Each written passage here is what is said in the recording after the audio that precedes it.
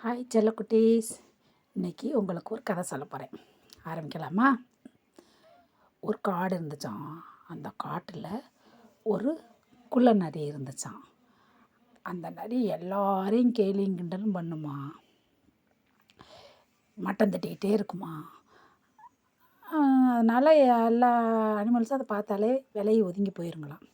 அப்போ எங்கேருந்தோ ஒரு நாரை அந்த காட்டுக்கு வந்துச்சான். அது எல்லா அனிமல்ஸ்டையும் நல்லா அன்பாக பழகி எல்லாரோடையும் ஃப்ரெண்ட்ஸாக இருக்குமா. உடனே குள்ள நரிக்கு அது பொறுக்கலை.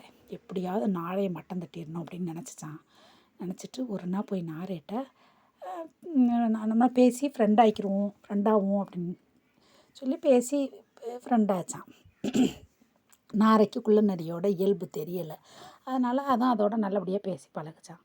அப்போ ஒரு நாள் குள்ள நரி சொல்லிச்சான், என் வீட்டுக்கு விருந்துக்கு வான்னு சொல்லி கூட்டிகிட்டு போச்சான்.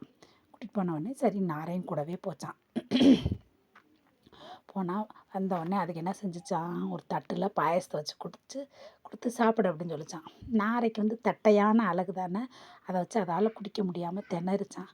உடனே அதை பார்த்து கேலியாக சிரிச்சிச்சான் நரி. அப்போ தான் நாரைக்கு புரிஞ்சான், ஓஹோ குள்ள நரி வேணும்னு தான் அப்படி பண்ணுதுன்னு சொல்லிட்டு ஒன்றும் சொல்லாமல் பேசாமல் இருந்துருச்சான். சரின்ட்டு அப்புறம் கிளம்பி போயிட்டு நீ எங்கள் வீட்டுக்கு ஒரு நாள் விருந்துக்குவான்னு சொல்லி கூட்டிகிட்டு போயிடுச்சான். உடனே அதே மாதிரி நரியும் ஒரு நாள் நாரையோட வீட்டுக்கு விருந்துக்கு போச்சான். நாரை என்ன பண்ணுச்சான், ஒரு குடுவையில் அதே மாதிரி அதுக்கு உணவை கொடுத்துட்டு இது நல்லா குடுவைக்குள்ளே இருந்தோடனே இதோட அந்த அழகு உள்ளே போகும்ல, இது பாட்டுக்கு ஜாலியாக சாப்பிட்டுச்சான்.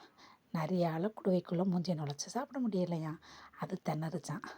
உடனே இப்போ நரி திணறதை பார்த்து நாரை சிரிச்சிச்சான் கேலியாக.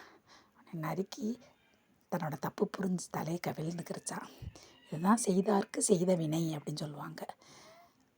ஓகே குட்டீஸ், கதை பிடிச்சிருந்தா கமெண்ட்டில் சொல்லுங்கள். பாய்.